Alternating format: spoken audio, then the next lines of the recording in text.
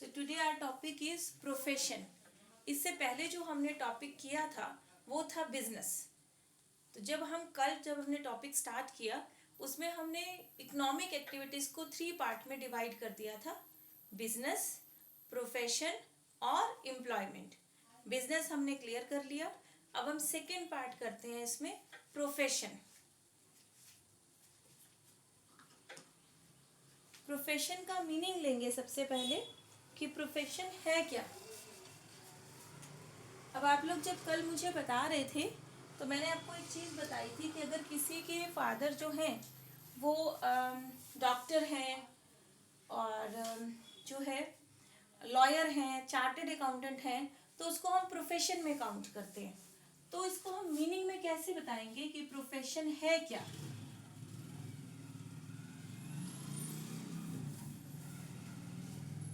तो profession means special type of knowledge.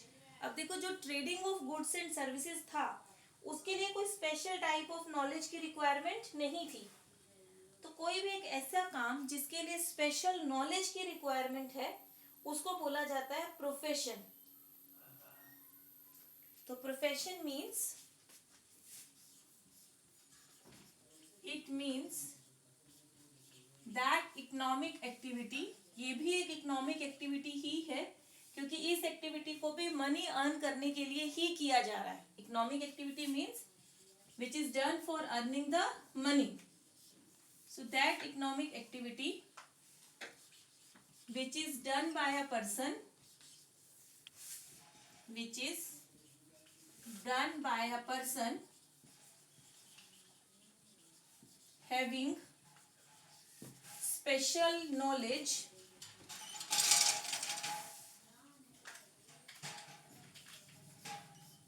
उसको उसके लिए क्या चाहिए, special knowledge.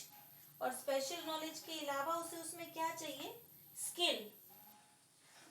Special knowledge and skill, क्योंकि सिर्फ थ्योरेटिकल नॉलेज होने से प्रोफेशन नहीं होता, आपको प्रैक्टिकल नॉलेज भी चाहिए, स्किल भी आनी चाहिए आपको कि उस नॉलेज को यूज कैसे करना है। तो प्रोफेशन क्या है, that economic activity which is done by a person having special knowledge and skill. तो जैसे हमने डॉक्टर का एग्जाम्पल ले रहे थे, अब डॉक्टर के लिए आपको स्पेशल टाइप ऑफ नॉलेज चाहिए, यानी कि आपको एक डिग्री चाहिए प्रॉपर। या तो आपने एमबीबीएस की डिग्री लेनी है या आपको बीडीएस की डिग्री लेनी है, और उसके बाद फिर ट्रेनिंग पार्ट भी कवर करना है। थ्योरी पेपर्स के साथ साथ उसका ट्रेनिंग पार्ट भी कवर करना होता है, फिर हम उसको बोलते हैं profession. Meaning clear everyone? Yes ma'am. Yes ma'am. चलिए अब हम इसकी करते हैं फीचर्स। फीचर्स या फिर कैरेक्टरिस्टिक्स। मैंने आपको कल भी बताया था कि फीचर्स क्या होती हैं, कुछ वो पॉइंट्स होते हैं जिससे आपको मीनिंग को अंडरस्टैंड करने में हेल्प मिलती है। मतलब अगर आप इस डेफिनेशन से, इस मीनिंग से पूरी क्लैरिटी नहीं हो रही है मीनिंग की, तो जब आप फीचर्स करते हो तो और अच्छे से क्लियर हो जाता है हमें टर्म। तो फर्स्ट इसके फीचर में हम क्या लेते हैं, जो हमने फर्स्ट मेन पॉइंट लिया है, इकोनॉमिक एक्टिविटी। आपने फर्स्ट लिया यही है इसके मीनिंग में, इकोनॉमिक एक्टिविटी। तो यहाँ पर जब आप इसका मीनिंग बताओगे अब इकोनॉमिक एक्टिविटी का, तो profession is also economic activity which is done to earn the money but not to earn the profit. आपको बड़े अच्छे से ये चीज क्लियर करनी है। बिजनेस का मेन पर्पस प्रॉफिट अर्न करना होता है, बट प्रोफेशन का मेन पर्पस प्रॉफिट अर्न करना नहीं होता। प्रोफेशन में हम मनी तो अर्न कर रहे हैं, लेकिन प्रॉफिट अर्न करने के पर्पस से प्रोफेशन कभी भी नहीं किया जाता, क्योंकि प्रोफेशन के अंदर एक और कंसेप्ट इंक्लूड होता है, वो होता है सोशल वेलफेयर। अब डॉक्टर के माइंड में हमेशा सोशल वेलफेयर भी रहता है, तो उसको क्या करना है, मनी अर्न करना है, पर उसके साथ साथ वेलफेयर को भी कंसीडर करना है। First point clear everyone, economic activity? Yes ma'am. Yes ma'am. Second point, special knowledge. Special knowledge, आप देखो मीनिंग के अंदर उसके बाद मैंने लिखा ही यही है यहाँ पर, स्पेशल नॉलेज। सेकेंड चीज क्या चाहिए हमें, स्पेशल टाइप ऑफ नॉलेज। कोई भी पर्सन प्रोफेशन नहीं कर सकता, प्रोफेशन के लिए आपको एक स्पेशल टाइप की नॉलेज पहले अवेल करनी ही पड़ेगी। जैसे हमने ये बताया कि डॉक्टर के लिए एमबीबीएस की डिग्री आती है हमारे पास। लॉयर के लिए भी आपको क्या करना पड़ेगा, लॉयर अगर आपको बनना है तो उसके लिए भी आपको उसकी जो प्रॉपर डिग्री है उसे कंप्लीट करना पड़ेगा। इसी तरह से चार्टेड अकाउंटेंट बनना है तो सीए करनी पड़ेगी। तो दैट मीन्स आपको एक स्पेशल टाइप ऑफ नॉलेज जो है वो लेनी ही पड़ेगी प्रोफेशन के लिए। Third point, training and experience. Third point is training and experience. कि सिर्फ थ्योरेटिकल नॉलेज होने से ही हम अपनी एक्टिविटी को परफॉर्म नहीं कर सकते, आपको उसके लिए ट्रेनिंग भी चाहिए, एक्सपीरियंस भी चाहिए। जब आप कोई भी डिग्री करते हो, जैसे अगर आप एमबीबीएस कर रहे हो, सीए कर रहे हो, तो उसमें जो लास्ट ईयर होता है वो ट्रेनिंग पीरियड होता है। तो वो लास्ट ईयर में आप क्या करते हो, ट्रेनिंग में एक्चुअल में अपनी नॉलेज को इम्प्लाई करते हो कि जो आपने नॉलेज ली उससे आप कितना वेलफेयर कर पा रहे हो, कैसे काम कर पा रहे हो। तो ट्रेनिंग करते हैं, ट्रेनिंग के बाद एक्सपीरियंस, जितना एक्सपीरियंस होता जाएगा आप उतना ही बेटर यूटिलाइज कर पाओगे, आप उतने अच्छे जो है एक्टिविटी को परफॉर्म कर पाओगे। Second and third point clear everyone? Yes, ma'am. Fourth point, representative professional association. Representative professional association. अब ये क्या है रिप्रेजेंटेटिव प्रोफेशनल एसोसिएशन? प्रोफेशन के लिए, हर प्रोफेशन के लिए एक एसोसिएशन बनी हुई है, जिस एसोसिएशन के अंडर आपको अपना नेम रजिस्टर्ड कराना पड़ता है, वहां से आपको एक लाइसेंस लेना पड़ता है, उसके बिना आप अपनी एक्टिविटी को परफॉर्म नहीं कर सकते। जैसे हमारे पास जो डॉक्टर्स हैं, डॉक्टर्स के लिए हमारे पास क्या बना हुआ है, मेडिकल काउंसिल। डॉक्टर्स के लिए जो एसोसिएशन बनी हुई है that is medical council of India. Medical council of India. अगर ये मेडिकल काउंसिल ऑफ इंडिया जो है आपका लाइसेंस कैंसिल कर देती है तो आप डॉक्टर्स की प्रैक्टिस जो है, अपने प्रोफेशन को परफॉर्म नहीं कर सकते, आप अपनी प्रैक्टिस नहीं कर सकते।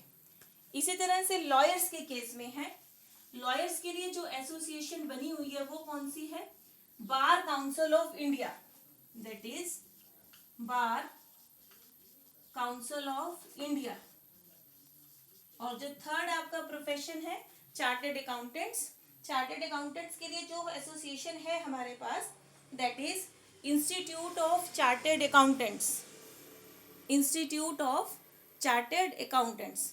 तो डॉक्टर्स के लिए है medical council of India, lawyers के लिए bar council of India, chartered accountants के लिए इंस्टीट्यूट ऑफ चार्टेड अकाउंटेंट्स। तो हर प्रोफेशन से रिलेटेड जो ये एसोसिएशन बनी हुई है, आपको इस एसोसिएशन के अंदर एक लाइसेंस इशू होता है, तभी आप परफॉर्म कर सकते हो, अदरवाइज आप अपनी एक्टिविटी को परफॉर्म नहीं कर सकते। Fourth point clear everyone? Yes, ma'am. Now fifth point features में code of conduct.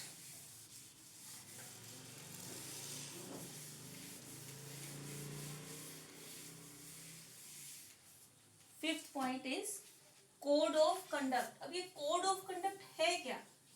Code of conduct मतलब रूल्स एंड रेगुलेशंस।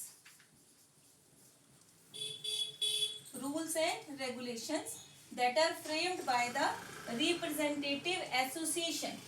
जैसे डॉक्टर्स के लिए जो रूल्स बनाए हैं वो मेडिकल काउंसिल ऑफ इंडिया ने बनाए हैं, और उन डॉक्टर्स को वो सारे रूल्स फॉलो करने पड़ते हैं। अगर वो उन रूल्स को फॉलो नहीं करते हैं तो लाइसेंस जो है वो कैंसिल हो जाता है उनका। इस तरह जो लॉयर्स हैं उनको भी सभी रूल्स फॉलो करने हैं जो बार काउंसिल ऑफ इंडिया ने बनाए हैं। तो उन रूल्स को क्या बोलते हैं? Code of conduct given by the representative association. जो चार्टेड अकाउंटेंट्स हैं उन्हें भी कोड ऑफ कंडक्ट फॉलो करना है। कौन सा? जो इंस्टीट्यूट ऑफ चार्टेड अकाउंटेंट्स ने बनाया है। Code of conduct clear everyone? Yes, ma'am. 6th point, priority over service, priority of service, priority of service. अब ये प्रायोरिटी ऑफ सर्विस क्या है? मैंने अभी आपको फर्स्ट पॉइंट जब कराया था फीचर्स में, उसी में ही क्लियर किया था कि प्रोफेशन का जो मेन पर्पस है वो मनी अर्न करना तो है, बट वो फर्स्ट प्रायोरिटी नहीं होगी कभी भी। फर्स्ट प्रायोरिटी क्या होगी? Social welfare. ठीक है, डॉक्टर कभी भी ये नहीं कर सकता है कि वो पेशेंट को मरने दे सिर्फ इसलिए कि उससे पेमेंट नहीं आई। तो मनी जो है अर्न तो करना है उसने, बट बाद में फर्स्ट उसकी ड्यूटी क्या है? वेलफेयर। पहले वो उसका ट्रीटमेंट करेगा, फिर उससे पेमेंट लेगा, फिर उसको डिस्चार्ज करेगा।